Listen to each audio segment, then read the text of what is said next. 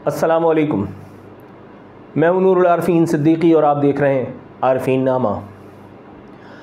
हज़रत अली करमल्लाह वजह से मंसूब किया जाता है ये कौल जो आपकी खिदमत में पेश करने का खास्तगार हूँ कि माशरे कुफ्र के साथ ज़िंदा रह सकते हैं, नाइंसाफ़ी के साथ नहीं। अल्लाह ताला कमी बेशी माफ़ फरमाए। परवरदिगार आलम please pardon me saying so कि हम वो बदतरीन कौम हैं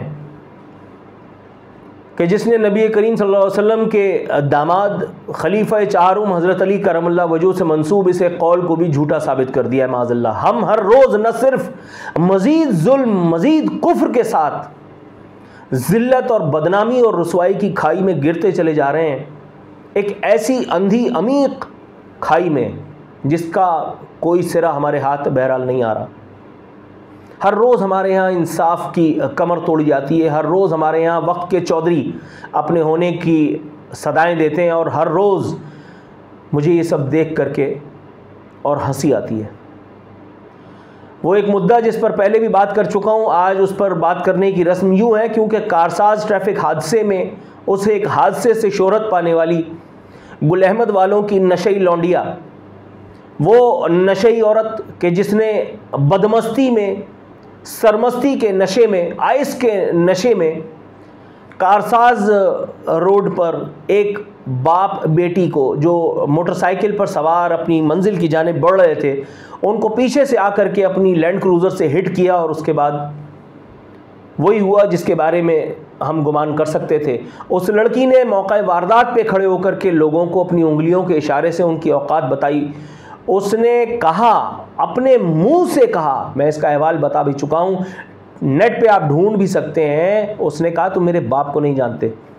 उस बदमस्त औरत को, उस आइस के नशे में मुब्तला बदबख्त औरत को, उस कातिला को, उस मुलजिमा को पता था कि नाम नेहाद इस्लामी जमहूरिया पाकिस्तान का सबसे बड़ा कानून बाप बड़ा न भैया, सबसे बड़ा रुपया है। यहाँ की अदालतों से लेकर के और यहाँ के मीडिया तक, यहाँ के मीडिया से लेकर के यहाँ के सियासतदानों तक, यहाँ के सियासतदानों से लेकर के और न जाने कहाँ कहाँ तक, वो जो मिंबर व मेहराब को अपना असल करार देते हैं, वहाँ तक भी पैसे के ज़रिए से आप बड़े बड़े कांड कर सकते हैं। आपके बड़े बड़े कांड पे पर्दा डाला जाता है और फिर वही हुआ।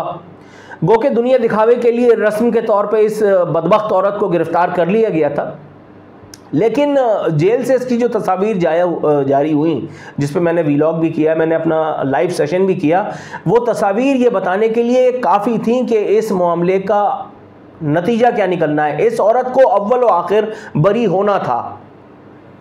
एक मिडिल क्लासिया फैमिली, उसके लिए कौन खड़ा होता है इस एक मुल्क में? किसी एक सियासी लीडर का कोई बयान, किसी एक सियासी जमात जो अपने आप को इंसानी हुकूक की दाई कहती है, जो अपने आप को हुकूक इंसानी की चैंपियन कहती है, जो अपने आप को मिडिल क्लासियों की तर्जुमान बताती है, जो अपने आप को पता नहीं क्या क्या और बताते नहीं थकते। कोई 26वीं तरमीम के फ्यूज़ बता रहा होता है, कोई कहता है कि हमने सूद के खात्मे की जानिब पहला कदम बढ़ा दिया, कोई इस्लामी टच दे रहा है, कोई कह रहा है कि हम 98% गरीबों के महरूमों की जमात है। मगर किसी एक जमात और किसी एक सियासी प्यादे को ये तौफीक नहीं हुई कि इस एक मामले पे लब कुशाई करें, क्योंकि सबको पता था कि सियासी मुहिम्मात चलाने के लिए जो पैसों की ज़रूरत होती है, वो पैसे कहाँ से आएंगे अगर आपने कारोबारी फैमिलीज़ को नाराज़ करने की रस्म डाल दी। ये रिवायत बद अगर शुरू हो गई तो फिर इसका कोई अंत नहीं है। इसलिए हर आदमी ने अपने लबों को सी लिया। वो मिडिल क्लास के मामों से लेकर के वो उमरा के रिप्रेजेंटेटिव्स तक, जो अपनी बड़ी बड़ी लैंड क्रूज़र्स, अपनी डबल केबिन गाड़ियों में सवार होकर के इंसानी हुकूक की, गरीबों के हुकूक की बड़ी बड़ी बुलंदबांग बातें करते नहीं थकते, आज वो सब एक साथ नंगे हुए हैं। और एक बार फिर कोयटा में जिस वक्त KPK में अब्दुल मजीद अचकज़ई ने, वो एक MPA ने ताकत के नशे में, शराब के नशे में उसे एक बदबख्त आदमी ने अपनी लैंड क्रूज़र से जब एक ट्रैफिक कांस्टेबल को कुचल दिया था, मैंने उस पर नेशनल टेलीविज़न पे प्रोग्राम किया और मैंने कहा कि अगर दुनिया की कोई ताकत इसको सज़ा दे दे तो मैं अपना नाम बदल दूंगा। और आप यकीन कीजिए, मेरा नाम बदलने की मुझे हाजत नहीं आई है। इस एक देश के चलाने वालों ने मुझे बिल्कुल मायूस नहीं किया। अब्दुल मजीद अचकज़ई सबके सामने से निकल करके अपनी मूंछों को ताव देता गया और इस मुल्क का कानून, इसकी माँ का कानून मारूं, अपनी पूंछ दबा करके और कुत्ते की तरह से ट्याव ट्याव करता हुआ रह गया। इस मुल्क के कानून के तमाम फलाने सब अपनी बारात तेल करवा करके चुप करके बैठे हुए थे। किसी को वो हरामजादा डैम वाला साकिब नासूर, वो उसका दौर था। अदलिया जब खुले सांड की तरह किसी के भी पीछे पड़ जाती थी, जब ये जजेस अपने बाप की मिल्कियत समझते थे, किसी को भी बुला करके अपने सामने खड़े कर देते थे और उसके बाद फिर उसकी पतलून उतारना इनके लिए लाजिम हो जाया करता था। उस एक दौर से लेकर के आज तक कुछ नहीं बदला। अनफॉर्चुनेट रियलिटी ये है। रेमंड डेविस का जब मामला हुआ, वो फ़हीम और फैज़ान को जब मारा गया, तो उस एक वक्त में हमने देखा कि किस तरह से बाबाए पीटीआई जनरल शुजा पाशा, जो उस वक्त DGISI के मनसब पर फायज थे, उन्होंने अपनी पतलून उतार करके किस तरह से जा करके और ऐन अदालत में बैठ करके अपने अमरीकी आकाओं को मैसेजेस किए कि अब्बू बस अभी रिहा होने वाला है, अब्बू मैंने बता दिया इंशाल्लाह आ रहा है, अब्बू बस डॉलर थोड़ा सा तैयार कर दो। और उसके बाद जैसे ही रेमंड डेविस रिहा हुआ और शुजा पाशा का असाइनमेंट कंप्लीट हुआ, शुजा पाशा रिटायर हुए और रिटायर होने के बाद उनको अरबों के कुत्ते धुलाने की नौकरी वहाँ UAE में मिल गई। आज भी वो वहीं उनके कुत्ते बिल्ली धुला रहे हैं, नहला रहे हैं। और उसके बाद जब उनको गाड़ने का वक्त आएगा तो उनको ताबूत में लपेट करके टू टू टू टू टू करके यहाँ ला करके मट्टी में गाड़ दिया जाएगा। उनकी तमाम तर बदअमालियों से कतई नज़र वो उनका छोड़ा हुआ तोहफा, वो आज तक हम उसके फ्यूज़, इन्वर्टेड कॉमास में कह रहा हूँ, फ्यूज़ मत समझ लीजिएगा, वो बानी PTI इमरान खान, उसकी जालतों की सूरत में हम भुगत रहे हैं। ये वही शुजा पाशा था जिसने कंटेनर जो है वो पूरा दे करके और एक मुल्क में धरना सियासत शुरू करवाई। उसके बाद मुल्क की मईशत का चक्का जाम हुआ। उसके बाद एक सो कॉल्ड रियासत पुदीना इस मुल्क में बनी। उसके बाद जनरल क्या नाम था उसका, बाजवा और जनरल फैज़ हमीद, उन्होंने इस मुल्क में बर्बरियत का, वहशत का जो नंगा नाच नचाया। अल-अमान अल-हफीज़ आज भी उसका जिक्र आसान नहीं है करना। खैर, बात कहां से निकली थी और कहां चली गई। आज बड़े फख्र के साथ इन्वर्टेड कॉमास में मैं ये कह सकता हूं, हमारी अदलिया ने हमें मायूस नहीं किया। इस एक लड़की को, इस एक जनाजे को जो औरत के रूप में एक कातिला है, एक मुल्जिमा है, इसको एक मशकूक सुलह के बाद, सुलहनामा आपको भी पता है गरीब के साथ सुलह होती है तो कैसे होती है, उसके नरखरे पर बूट रख करके, पाँव रख करके, पिस्टल रख करके, तोप रख करके और उससे साइन कराया जाता है और उससे कहा जाता है कि इतने पैसों के एवज़ अपने खून को माफ़ करो। और जाहिर है कि गरीब तो ठहरा गरीब, उसने कौन सा कुछ उखाड़ लेना है किसी का, ज़्यादा से ज़्यादा उसने रो रो करके अल्लाह मियाँ से फरियाद करनी है, कुछ बद्दुआएं देनी है और अल्लाह खैर सल्लाह। तो उस एक मशकूक सुलहनामे की रोशनी में उसके मुबैना शिकों के तहत ये मुल्जिमा, ये गुल अहमद फैमिली की वारसा, ये हर्राफा, इसको आज आज़ादी नसीब हुई है। इसको ज़मानत पे रिहा कर दिया गया है। साबित हो चुका था कि ये आइस के नशे में है, मगर बात यह है कि अब फिर बड़े मामलात हैं, फिर अदलिया के ऊपर भी मुंह खोलना पड़ेगा। फिर आपको पता है इसका रिहा होना तो सबको पता था, लेकिन रिहाई की कीमत भी हुआ करती है और कीमत सिर्फ पसमानदगान को थोड़ी दी जाती है। कीमत पुलिस वाले भी लेते हैं, कीमत जज भी लेते हैं, कीमत वकील भी लेते हैं, कीमत ये भी लेते हैं, कीमत वो भी लेते हैं। आप समझें, जजिस को डांस पार्टियाँ नहीं चाहिए होती हैं, वकला को शराब की बोतलें नहीं चाहिए होती हैं। मैं कोई ऐसी बात तो नहीं कर रहा जो कोई नहीं जानता।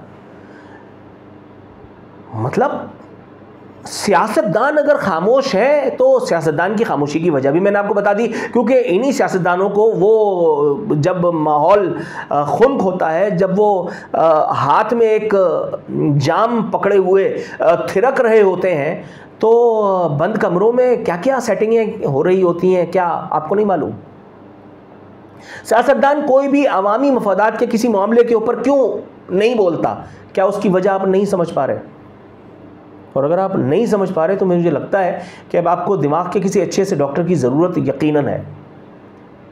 अल्लाह ताला उन मरने वालों को जन्नतुल फिरदौस में आला मकाम अता फरमाए जो नाहक मारे गए, जिनको बस कुछ रोज़ कुछ देर में अपने घर अपनी मंजिल पर पहुंच जाना था और ज़िंदगी उसी तरह रवां दवां होती जैसे हमेशा से थी, लेकिन इस बदबख्त औरत की उस हरामज़दगी की वजह से उन मरने वालों ने अपनी जान नाहक गंवाई।